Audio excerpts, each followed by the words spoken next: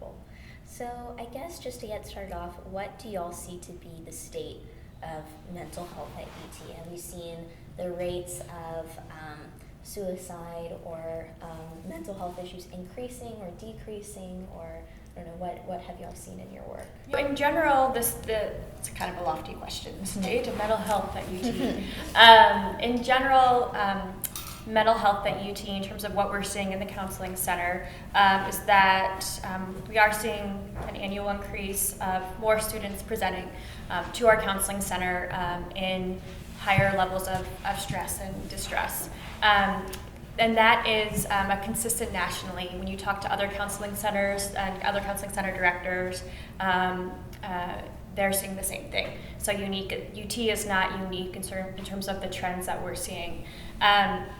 This in regards to suicide prevention, in regards to suicide, the trends have been the same for the last 30 years in regards to the kind of behavior, the death rate by suicide, which is believed to be the second leading cause of death for college students nationally, which is the same that we see at UT Austin. And so this is interesting because we had a talk on sexual assaults on campus a few weeks ago, and it's always in the headlines that the rate of sexual assault on college campuses is increasing, but there's sort of a dispute between people in the field about if the rate is increasing or if people just feel more comfortable coming forward and talking about these issues. Mm-hmm. Do you think that, do you think that it's that more students are having problems, or that more students just feel comfortable in talking about them? I think more students just feel comfortable talking about it. I mean, I think that's certainly part of it. If we look at, for example, back in the last 30 years, there's been an increase in better medications that address people who have mental illness. College in general is more accessible to more students than ever, which is wonderful. More students than ever are coming to college.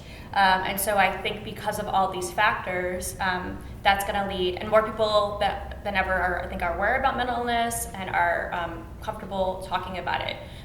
One of the things that I've seen in my work in the last 7 years is that more and more students want to get involved in these issues.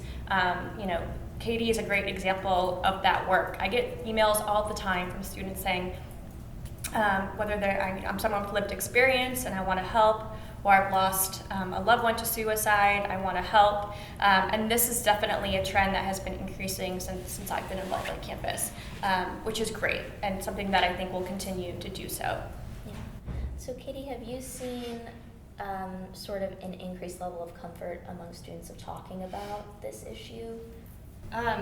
Well, since I've been at UT for the last couple of years, I would say so. We've tried in our suicide prevention week to increase people's willingness to talk, and had social media campaigns encouraging people to reach out to friends or to listen, and seeing the response to that was really interesting, because a lot of people were like, oh yeah, this is awesome, I do want to do that, and seeing people kind of embrace that and be glad their school's providing an avenue for that makes me think that people are becoming more comfortable.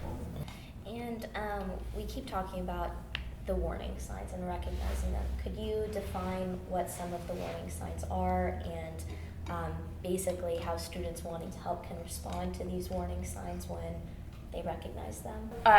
There's no one formula for how warning signs appear in an individual student. Based on the individual's lived experience, they're gonna look different. But there's some generalities that we can definitely make. And warning signs are definitely those ways that students communicate that they are in distress. So these include behaviors like withdrawing from the social activities that the student may care about or has been really involved with. Being really isolated, so staying in their resident hall room for weeks on end, or a week or day. Any increase, if there's an increase in substance abuse, alcohol or other drugs, that's a noticeable change in their behavior. That's going to be a warning sign. Drastic changes in their mood is going to be another one. So, if you see your friends who are experiencing more agitation, more anxiety, maybe they're arguing more. Those are all kind of signs to cue into, as well as behavior changes in sleep. Now we know that it is midterms and finals time, so I'm sure no students are getting any sleep right now. But you want to kind of keep in that contextual mind. If they're sleeping all the time or not sleeping at all, and it's out of the ordinary for them, that's going to be a behavior to cue into and check into. I guess wanting to recognize these and respond to it in a friend, what does that conversation look like? Again, it's going to look different for everyone. But what that conversation looks like, there are a couple of different things that you can perhaps say. Once you feel it in your gut, you're worried about a friend, that's a sign that you should say something. And so you want to check in with your friend and say, hey, do so, of course, in a private space where you're both comfortable, and say, hey, I'm worried about you. I've been noticing some behaviors that have me concerned, or things that you've said that have me concerned. And then kind of list all of them. Use your I statements and say, I've noticed that you increased your drinking recently, and things like that. And then say, sometimes when that happens, and in addition to, there might be some really stressful experiences that your friend is going through, you can say something like, sometimes when that happens, students think about suicide. I'm worried about you, and I'm wondering if this is happening for you right now. If your friend says yes, then you just want to be a friend, and you just want to listen and say, can you tell me more about that? What's going on? What led you to that, to having these thoughts? And then provide empathy and support and say something like, I'm so sorry. It's clear that you're really struggling right now to have these thoughts. I care about you. And then transition to, taking action and just providing some information about resources and saying something like, I can't help you by myself, but I know that there are people on this campus who can help you. I'm wondering if you would consider walking over to the Counseling and Mental Health Center. And then offer to go with them. If they don't want to come to the counseling center, suggest that they call the crisis line, sit next to them, hold their hand while they do so. The 3 easy steps can go a long way. And so I know Be Vocal was founded basically to kind of spur bystanders into action. But all the same, conversations like that can be difficult for a lot of students to jump into. So I guess what would be some of your strategies for kind of convincing students it might be uncomfortable at first, but this is a worthwhile conversation, and has there been progress on getting students to kind of make that leap? Mm-hmm. Yeah, so my advice, and Katie definitely chime in here too, would be to think about the motivations for not intervening. What if this was your sibling? What if this was a family member? Would you want someone to intervene? What if you were struggling with thoughts of suicide? Would you want someone to intervene? And I would assume that everyone would want someone to help and reach out. So I think that in and of itself can be a huge way to overcome the barriers. And also knowing that talking about suicide doesn't harm your friend at all.